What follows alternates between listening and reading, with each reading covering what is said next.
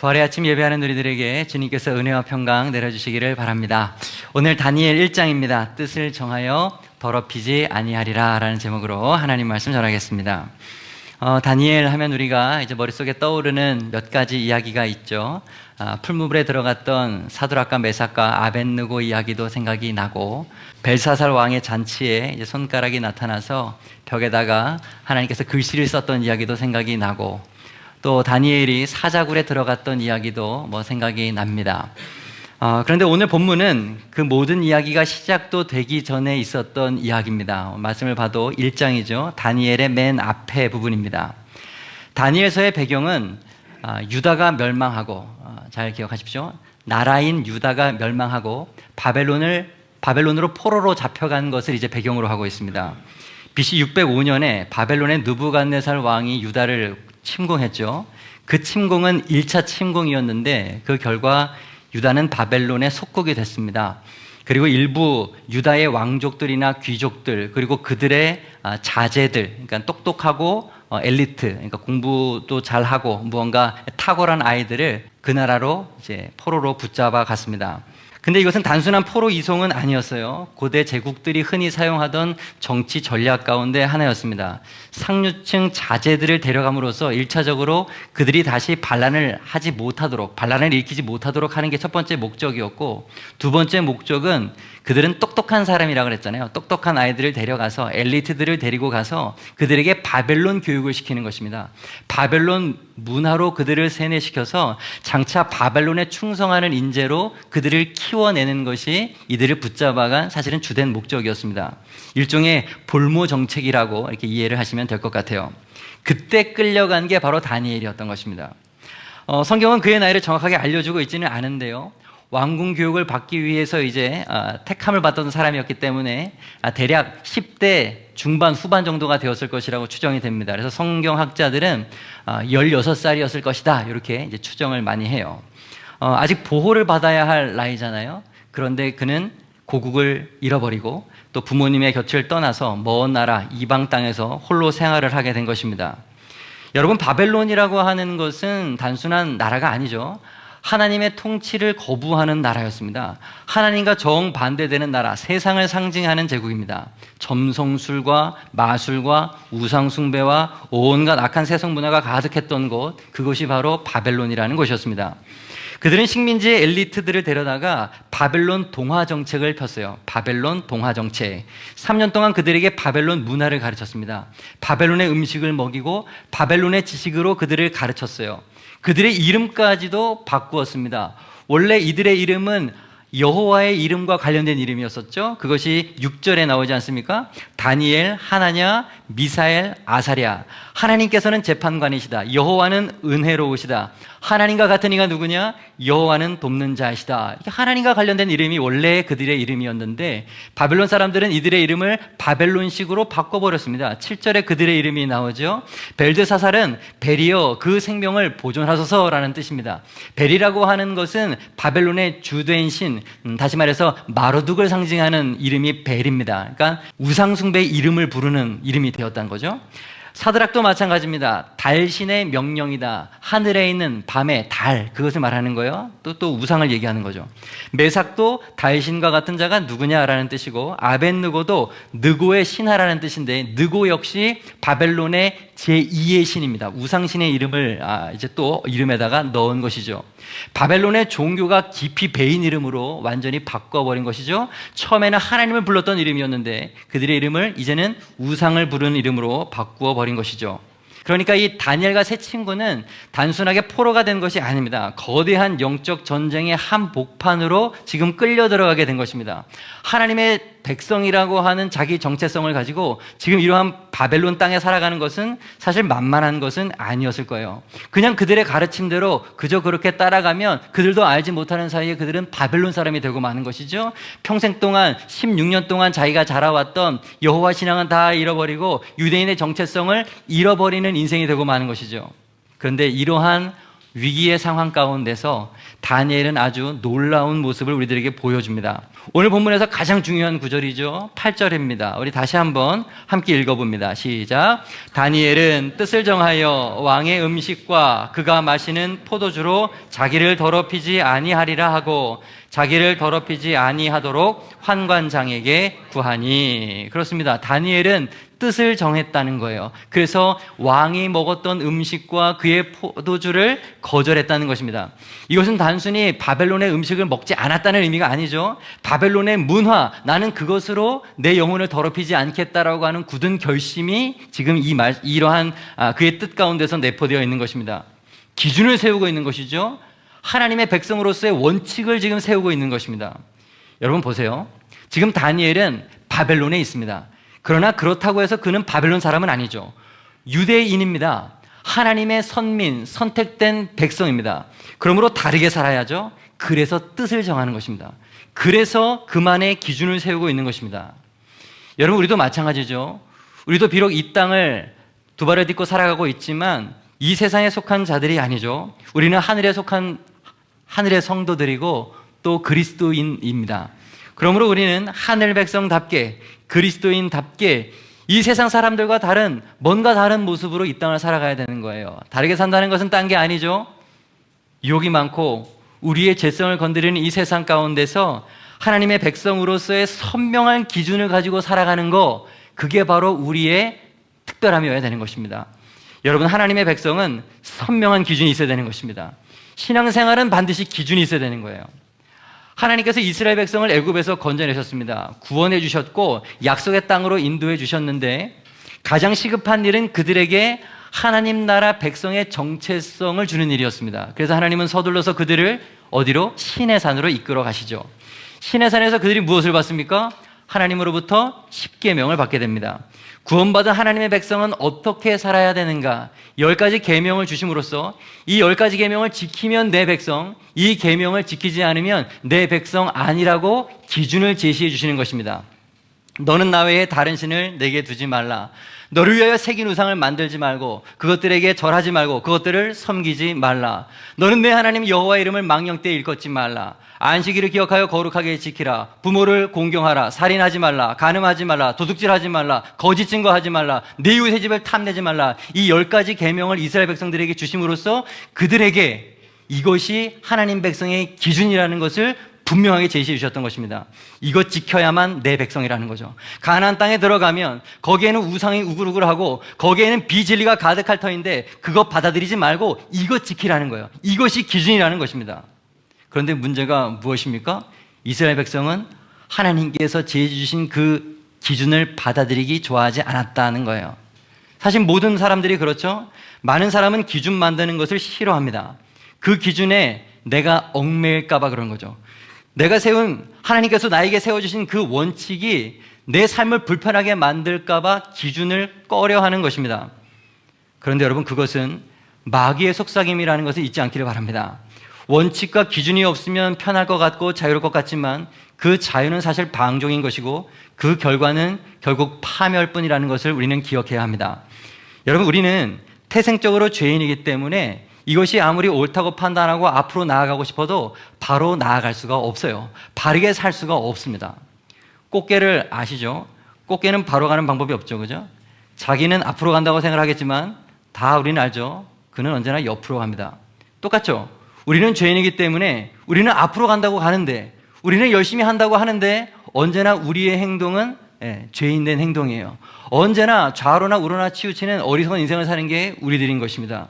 성경도 그것을 우리들에게 증거하죠. 이사야 53장. 우리는 다 양 같아서 그릇 행하여 각기 제 길로 갔거늘. 각기 제 길로 갔다는 거예요. 우리가 가는 이 각기 가는 이 길은 무엇입니까? 기준 없는 삶을 말하는 것입니다. 원칙 없는 삶을 말하는 것이죠. 그러므로 여러분, 우리 믿는 사람들은 기준이 있어야 돼요. 우리 믿음의 사람의 원칙이 있어야 됩니다.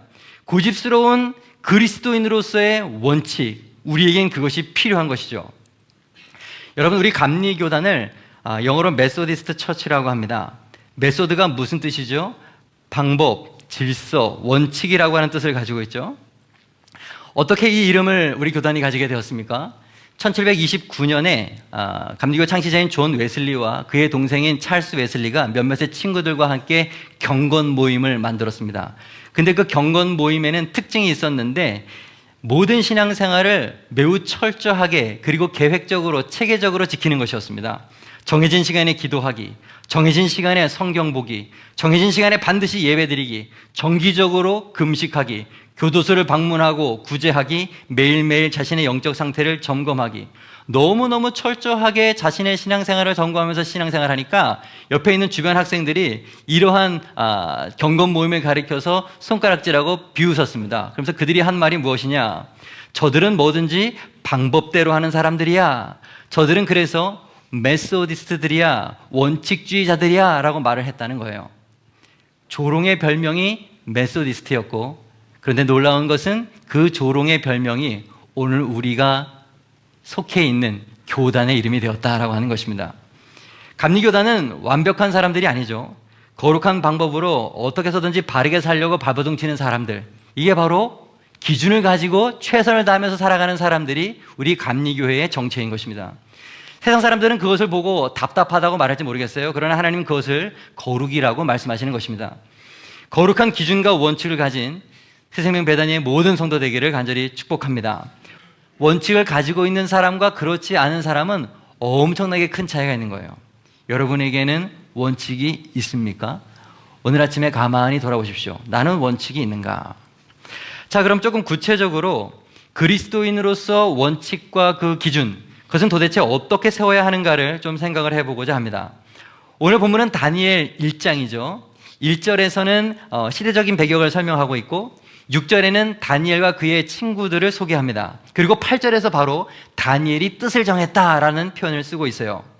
제가 지금 무엇을 말하고 싶은 것이냐 하면 다니엘은 왕실에 들어가기 전에, 왕실 교육을 받기 전에 이미 뜻을 정하고 시작했다라는 것을 말씀드리고 싶은 것입니다. 왕실에 들어가서 한참 교육을 받은 다음에 상황을 보고 나서 뜻을 정한 것이 아니에요. 애초부터 뜻을 정하고 미리 뜻을 정하고 나서 원칙과 기준을 가지고 그곳으로 갔다라고 하는 것입니다. 나는 바벨론에 절대로 물들지 않겠다. 나는 절대로 유혹에 흔들리지 않겠다라고 결단하면서 그곳으로 갔던 것이죠. 그렇습니다, 여러분. 기준은 시작할 때 선제적으로 정해야 하는 것입니다. 다시 한번 말씀드립니다. 기준이라고 하는 것은, 성도의 기준은 처음부터 정해야 되는 것이고 빨리 정해야 돼요. 상황에 따라 그때그때 대처하는 것이 아닙니다. 처음부터 기준 세워두고 출발하는 게 중요합니다. 마침 보니까 오늘이 2월 마지막 주더라고요. 다음 주면 우리 학생들은 새로운 학기가 시작이 됩니다.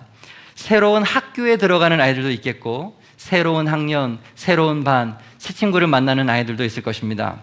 졸업하는 학생들도 있겠죠. 새롭게 사회생활을 시작해야 되는 청년들입니다. 그때부터 시작해야 되는 거예요. 입학할 때부터 뜻을 정하고 시작해야 됩니다. 내가 학교 다니면서 이러이러한 부분에 대해서는 믿음의 사람답게 철저하게 지킨다라고 하는 결단, 지금 필요한 것입니다. 미리 뜻을 정해야 되는 거예요. 회사도 마찬가지죠. 회사에 입사할 때부터 뜻을 정해야 됩니다. 분명한 성경적인 원칙을 가지고 회사 생활을 시작해야 되는 것입니다. 나중에 상황 가봐서 한다? 나중에 시간 지나봐서 상황 봐서 내가 좀 조절해 보겠다? 안 됩니다. 처음부터 강하게 마음 먹고 시작해야 되는 거예요. 시작부터 양보를 하게 되면 나중에는 걷잡을 수 없게 되는 것이죠. 기선제압을 해야 되는 거죠. 기선제압을 당하면은 안 되는 것입니다. 여러분 가운데도 무언가 새로운 일을 시작하고자 하는 분들이 계실지 모르겠습니다. 오늘 말씀을 붙드십시오. 시작하기 전에 뜻을 정하셔야 돼요. 무엇이든지 처음부터 뜻을 정하고 원칙을 정하고 그리스도인으로서 내가 해야 할 기준을 정해야 되는 것입니다. 저기 뒤에 다니엘 6장에 가면 다니엘이 목숨의 위협을 받는 그런 상황이 나옵니다. 다니엘이 시기한 신하들이 왕한테 이제 한 가지 법을 만들라고 청을 하죠. 좀 말씀을 좀 보죠. 다니엘 6장 4절입니다. 이에 총리들과 고관들이 국사에 대하여 다니엘을 고발할 근거를 찾고자 하였으나 아무 근거, 아무 허물도 찾지 못하였으니 이는 그가 충성되어 아무 그릇됨도 없고 아무 허물도 없음이었더라. 잘못 없는 다니엘이기 때문에 아무리 모함을 하고 싶어도 모함을 할 수가 없는 거죠. 그래서 어떻게 합니까? 5절, 그들이 이르되 이 다니엘은 그 하나님의 율법에서 근거를 찾지 못하면 그를 고발할 수 없으리라 하고, 여호와 하나님을 믿는 신앙을 가지고 꼬투리를 잡아야지 다른 것으로는 저 다니엘을 넘어뜨릴 수 없다라고 하면서 계략을 짜내죠. 다음 절, 나라의 모든 총리와 지사와 총독과 법관과 관원이 의논하고 왕에게 한 법률을 세우며 한 금령을 정하실 것을 구하나이다. 왕이여, 그것은 곧 이제부터 30일 동안 누구든지 왕 외에 어떤 신에게나 사람에게 무엇을 구하면 사자굴에 던져놓기로 한 것이니이다. 왕 외에 누구든지 엎드려 기도하면 그를 사자굴에 집어넣자라고 하는 이상한 법을 만든 것입니다. 자, 여러분, 이런 상황에서 다니엘이 어떻게 행동을 하죠? 우리가 잘 아는 그 구절이 여기서 나오는 겁니다. 다 같이 시작. 다니엘이 이 조서에 왕의 도장이 찍힌 것을 알고도 자기 집으로 돌아가서는 윗방에 올라가 예루살렘으로 향한 창문을 열고 전에 하던 대로 하루 3번씩 무릎을 꿇고 기도하며 그의 하나님께 감사하였더라. 아멘. 엄청난 구절이죠. 다니엘은 눈 하나 깜짝하지 않습니다.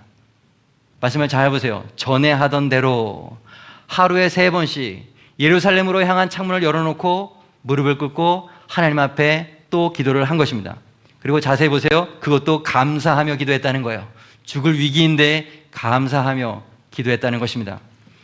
여러분, 다니엘은 바벨론에 잡혀온 뒤로 지금까지 단 한 번도 자기가 세운 기준을 어긴 적이 없었던 거예요. 그때부터 지금까지 하루에 3번씩 꼬박 예루살렘을 향하여 창문을 열어놓고 꼭 기도를 했던 것입니다.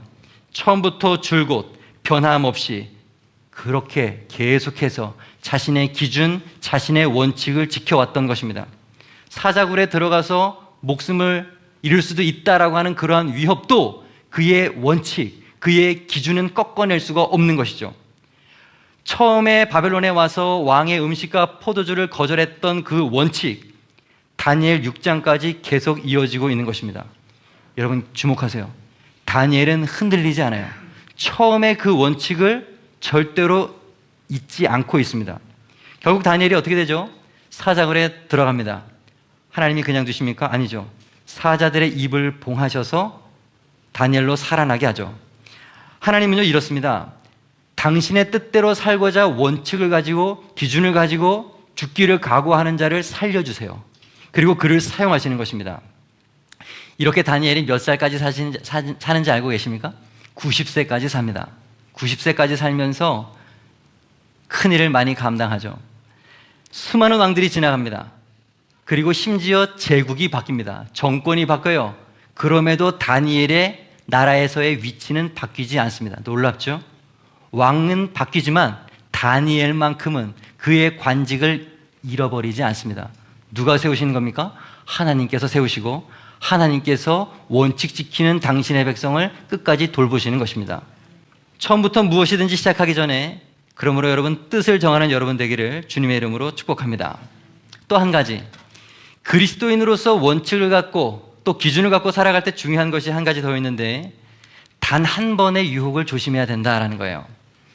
방금 전에 말한 것과 차이가 있으니까 좀 잘 구분하시기 바랍니다. 방금 전에 말한 것은 맨 처음 시작할 때부터 기준을 세우라는 것을 말했고, 지금 제가 말씀을 드리고자 하는 것은 그것을 끝까지 해라는 거예요. 한 번의 유혹도 타협하지 말고 넘어가지 말라라는 것을, 용납하지 말라는 것을 말하고자 하는 것입니다. 기준을 세우는 것만큼 끝까지 타협하지 않는 게 중요합니다. 생각해 보세요. 다니엘이 아무리 처음에 선제적으로 뜻을 정했다 하더라도 위기가 닥쳤을 때 이번 한 번만 내가 눈 감아야지, 이번 한 번만 타협해야지 했다면 그는 거기서 끝났던 거예요. 그런데 다니엘의 특징은 무엇입니까? 한 번도 타협하지 않았다라는 거예요. 한 번도 용납하지 않았습니다. 다니엘과 같은 인물을 성경에서 찾아보기가 힘들어요. 다니엘은 처음과 끝이 늘 동일했던 아주 전무후무한 하나님의 사람이었습니다. 원칙주의자였기 때문에. 많은 경우에 죄의 유혹은 딱 한 번만이라고 하는 포장을 가지고 우리들에게 다가옵니다. 딱 한 번은 별거 아닌 것 같죠? 그러나 한 번 넘어지면 그 다음은 걷잡을 수가 없는 겁니다. 도미노를 아시죠? 하나가 넘어지면 그 뒤에 또 하나는 따라 넘어지죠. 그러면 또 그 뒤에가 넘어지고 그 뒤에 거대한 것들이 와르르 한 번에 다 무너져 버리고 마는 것입니다. 우리 학생들 대학교에 처음 가면 신입생 오리엔테이션을 합니다. 술만 먹죠, 그죠? 처음 술 한 잔을 받습니다. 마음속으로 생각하겠죠? 처음이니까 어쩔 수 없어. 딱 한 번만 받자. 근데 여러분 기억해야 됩니다. 그 순간부터 첫 한 번의 술잔을 받는 순간부터 그 사람은 술자리를 떠날 수가 없어요. 나중에 저 술 못합니다. 아무리 사양해봤자 너 그때 잘 먹더만. 그의 발목을 잡는 거죠. 한 번 타협하는 것이 빌미가 되는 것입니다. 모든 죄가 다 그렇습니다. 술 딱 한 잔만 마셔라. 담배 딱 한 대만 피워봐라. 순결도 마찬가지죠. 오빠 믿지? 딱 한 번만. 예배 빠지는 것도 마찬가지죠. 이번 한 번만 빠질까? 다 그런 식이에요. 딱 한 번의 유혹이 마귀가 우리들에게 공격하는 방법입니다. 그 딱 한 번이 우리들의 영원한 생명을 빼앗아가는 것이죠. 딱 한 번 방심, 타협, 눈과 맞는데 그것이 나를 죽음으로 몰아넣는다는 것을 우리는 꼭 기억해야 되는 것입니다. 낚시가 그런 거죠. 낚시 바늘에 미끼를 끼워서 물에다 던지죠. 물고기의 입장에서는 미끼를 딱 한 번 무는 겁니다. 근데 미끼를 무는 순간 낚싯바늘이 입술을 뚫고 들어옵니다. 그 다음엔 빠져나갈 수가 없는 거죠. 낚싯바늘의 모양을 아시죠? 끝에 갈고리 같은 게 있죠. 미늘이라고 하는 것인데 그것 때문에 빠져나오지를 못하는 거예요. 어떻게 해서든지 거기서 빠져나와 보려고 몸부림치고 발버둥을 치지만 낚시꾼은 그걸 즐기죠. 빠져나오지 못할 것을 알죠. 손맛이라는 거예요. 그걸 즐기고 있습니다. 발버둥 쳐봐. 너는 빠져나갈 수가 없어. 똑같습니다. 마귀의 딱 한 번 유혹에 넘어가면 그렇게 되는 거예요. 마귀에게 손맛을 주지 않는 우리가 되기를 바랍니다. 한 번 콕 깨어서 마귀에게 놀이감이 되면 안 됩니다. 여러분 한 번 타협하면 그것으로 끝이에요. 처음에는 내가 죄를 짓지만 나중에는 죄가 나를 끌고 갑니다. 죄가 나를 완전히 장악해버리는 거예요. 그때는 내 의지로는 그걸 막을 수가 없어요. 어쩔 수가 없습니다. 여러분 영의 세계에서 승자와 패자는 한 끗 차이입니다. 한 번의 유혹을 내가 뿌리쳤는가 그렇지 않는가 그것이 그의 인생을 결정하는 거예요. 영혼의 영원한 생명과 사망이 그 한 번의 결정에 달려있는 것입니다. 딱 한 번 용납하지 않는 이런 태도, 때로는 누군가가 그것을 보면서 너 왜 이렇게 답답하냐, 융통성이 없냐, 고지식하다, 별별 소리를 다 할 수가 있을 것입니다. 그러나 아까도 말씀드렸잖아요. 그게 우리들이에요. 그게 메소디스트, 원칙주의자인 우리들의 모습이어야 되는 것입니다. 신앙에 거룩한 고집이 있는 저와 여러분들이 되기를 간절히 바랍니다. 오늘 한국교회가 얼마나 많이 무너져 있습니까? 왜 그럴까요? 한 가지 원인은 기준이 없기 때문일 것입니다. 기준이 없기 때문에 그리스도인으로서의 원칙이 없어서 성경의 바른 기준을 세우고 처음부터 한 번의 타협이 없이 주님이 오실 때까지 이 믿음의 원칙을 지키는 새생명 배단위가 되기를 바랍니다. 가정에서 기준을 세우세요. 직장에서, 학교에서 믿음의 사람으로서의 원칙을 세우는 여러분 되기를 바랍니다. 예배에 대해서도 개인적인 경건 생활에 있어서도 헌금 생활에 있어서도 봉사에 있어서도 내 나름대로의 성경적인 울타리, 성경적인 원칙을 세워주고 있어야 되는 것입니다. 이러한 원칙이 없다는 것을 안 지키겠다고 하는 것과 같은 마음이에요. 원칙을 세우세요. 하나님은 선명한 믿음의 원칙, 기준이 있는 자를 사용하시고 그들을 끝까지 살려주시는 분이시라는 것을 다시 한번 기억하기를 바랍니다. 오늘 말씀 정리하겠습니다. 뜻을 정하여 더럽히지 아니하리라. 첫째, 하나님의 백성은 선명한 기준이 있어야 됩니다. 어떻게 기준을 세워야 하는가? 두 번째, 기준은 시작할 때부터 선제적으로 정해야 된다. 미리 해야 된다. 두 번째, 단 한 번의 유혹을 조심해야 된다. 뜻을 정했으면 끝까지 그 뜻을 지키는 다니엘과 같은 여러분 되기를 다시 한번 축복합니다. 기도하겠습니다.